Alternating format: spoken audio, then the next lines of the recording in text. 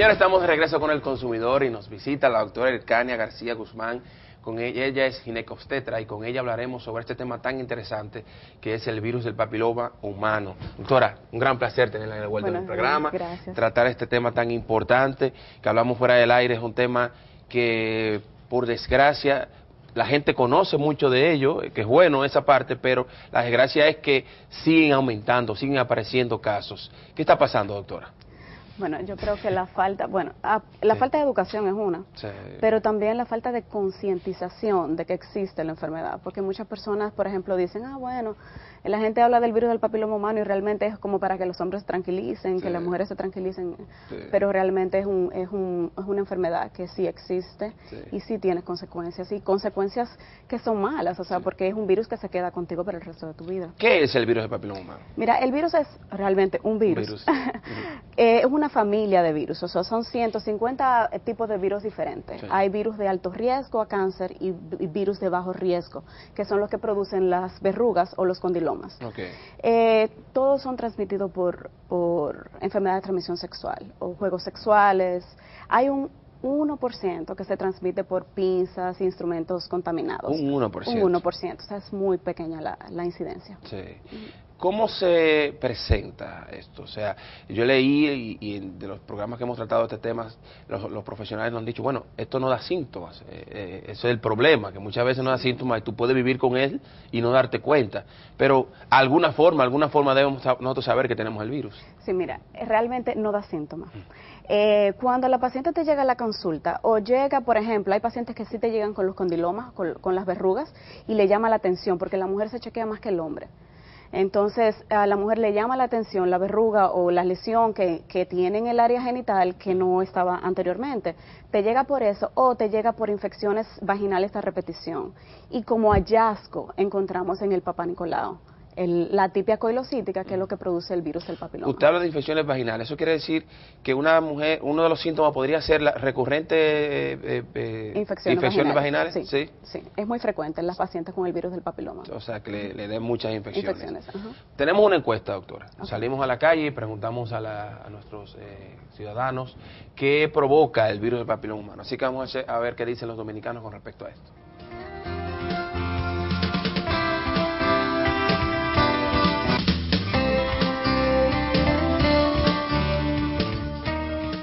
El virus del papiloma humano se produce por transmisión sexual.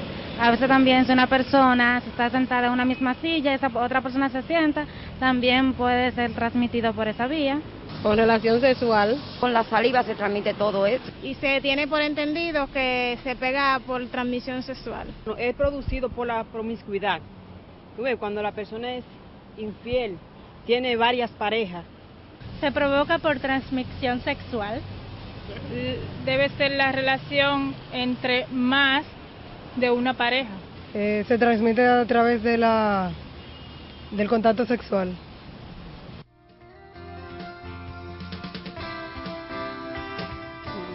Bueno, vimos casi el 90% de las entrevistadas hablaron de que sí, de que el problema es por transmisión sexual, aunque hubo una que hablaba de sentarse en un asiento luego de que una persona con el virus se haya sentado. Sí. Obviamente eso no. Ni tocar a una paciente, o sea, una persona con otra, tocarse de mano, abrazarse, eso no hay forma de que se transmita de esa forma. Doctora, entonces la transmisión ¿de qué forma se da? ¿Es por la penetración en sí o por roces porque usted hablaba de juegos también, puede incluir los juegos, entonces los juegos no necesariamente hay penetración. Nos gustaría que nos explicara esa parte. Mira, lo que pasa es que cuando tú tienes juego sexual y cuando tú tienes penetración, hay microabrasiones en la piel o en la mucosa, vaginal, oral. Y en esas microabrasiones el virus entra por ahí, por esa área. O sea, y todo va a depender, o sea, ¿tú me entiendes? Por ejemplo, si una paciente tiene el sistema inmunológico bajo en ese momento, es más propensa a infectarse en ese momento. Normalmente el organismo lucha, cuando el virus entra, el organismo lo que hace es luchar en contra del virus porque es algo extraño para él.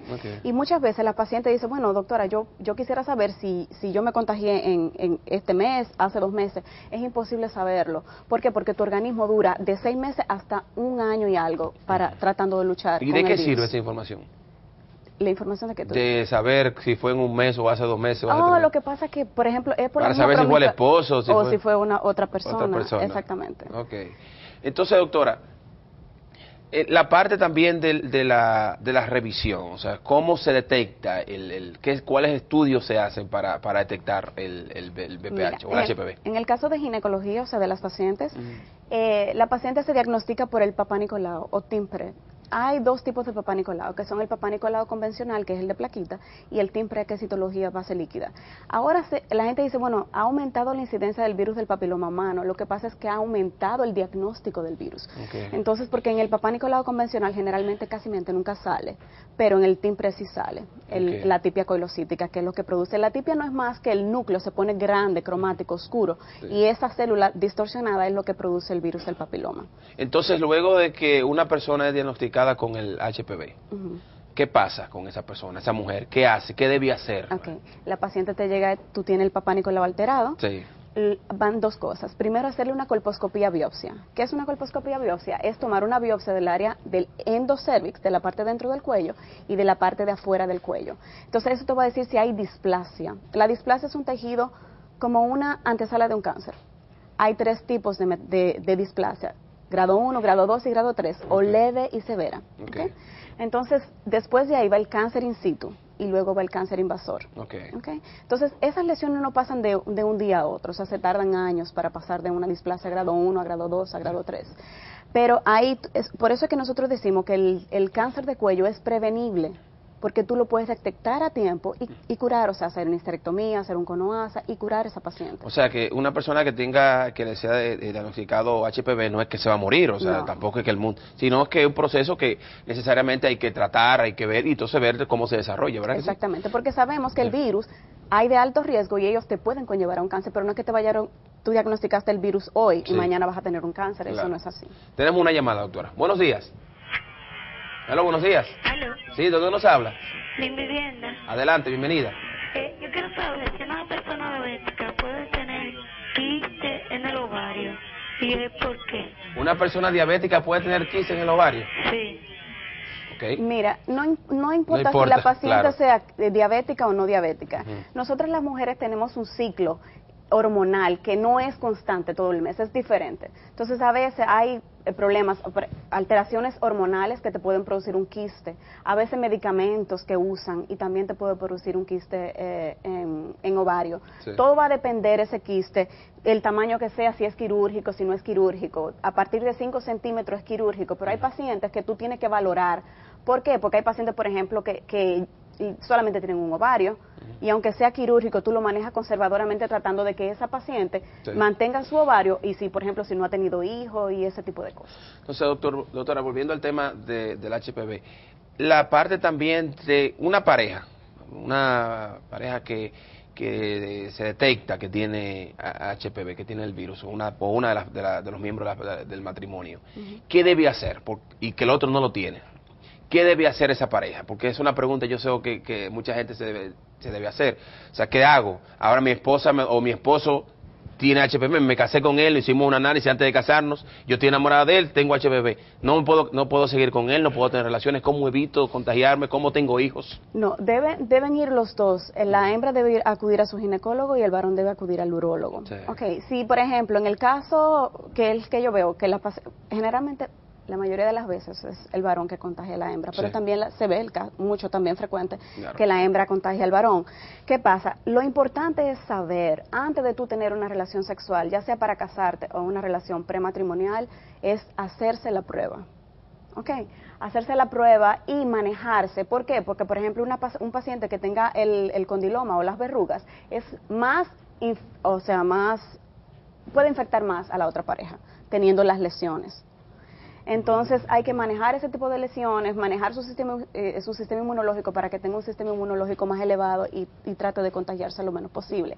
Está indicado el uso de preservativo, aunque el preservativo no te cubre 100%, o sea, tú puedes tener transmisión de la enfermedad aún utilizando el preservativo. ¿Por qué? Porque el preservativo no cubre todo el área genital.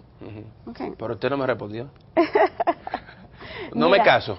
No, sí te puedes casar, pero los dos deben ir a manejarse los dos. Pero entonces, ¿cómo yo, o el hombre, vamos a ponerme yo, el hombre que tiene HPV, que tiene el virus, y la mujer no, estamos enamorados, nos queremos casar, ¿qué hacemos? ¿Me caso? La mujer que no me caso porque esta persona es enferma, esto no tiene cura, ¿qué hago? El varón tiene que manejarse con el urólogo. O El sea, urólogo le va a hacer una penoscopía, le va a hacer, por ejemplo, si tiene lesiones, le va a quitar las lesiones, pero tienen que tener pendiente que él tiene. Que él el tiene. virus, ¿ok? Y luego la decisión ya... Y la decisión ya la toma cada quien.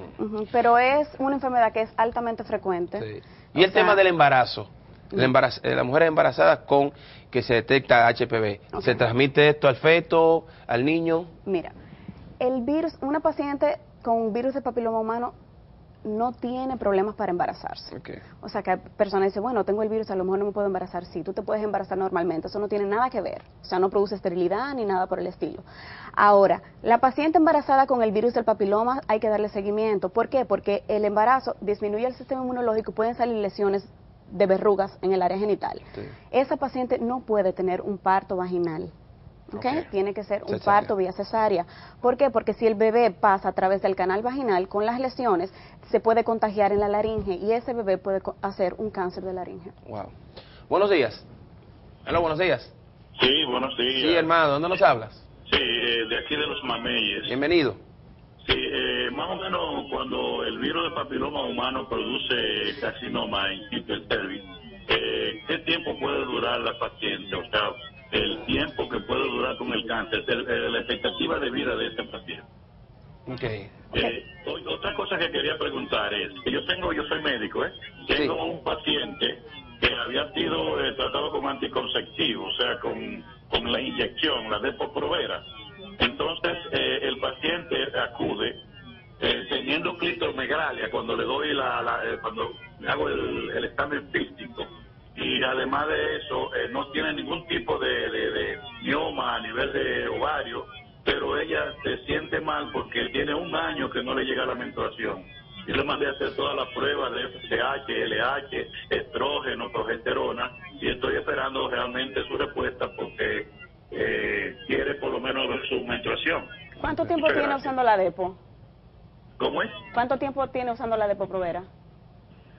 Bueno, realmente, repítame la pregunta. ¿Qué tiempo tiene utilizando el anticonceptivo? Exacto. Bueno, ella duró un tiempo, sí, usando el anticonceptivo, y después de haberlo usado el anticonceptivo, entonces ahora tiene por lo menos la menstruación de un año sin llegar a la menstruación. Okay. Mira, muchas gracias por su llamada. Yo no recomiendo el uso de la Depo-Provera. O sea, es el anticonceptivo inyectable por 3 meses. Tiene mucho efecto secundario. Y uno de los efectos secundarios que tiene es la amenorrea.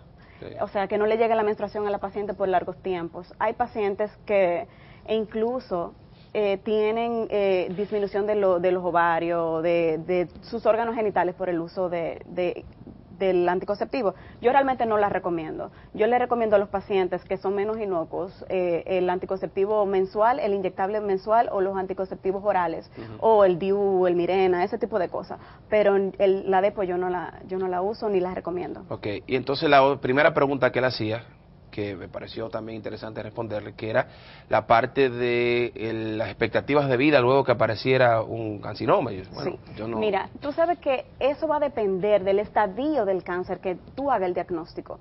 ¿Por qué? Porque si es una paciente que tiene un cáncer in situ significa que no ha atravesado la membrana. Sí. Y esa paciente tú haces su histerectomía, todo, lleva ovario, trompa, útero, todo, y esa paciente tiene una buena calidad, o sea, es curable. Sí. Ahora, si ya tú encuentras un CA invasor, todo va a depender también el estadio en que esté y que el oncólogo le dé seguimiento, si le van a dar radio, si le van a dar quimio, todo va a depender del estadio en que se diagnostique ese cáncer invasor. Tenemos que hacer una pausa, doctora. Cuando regresemos tenemos que hablar de la vacuna también, que existe una vacuna para el VPH, también la eficiencia, lo que tan efectiva es, y seguir tratando ese tema tan interesante del virus del papiloma humano. Regresamos ahora.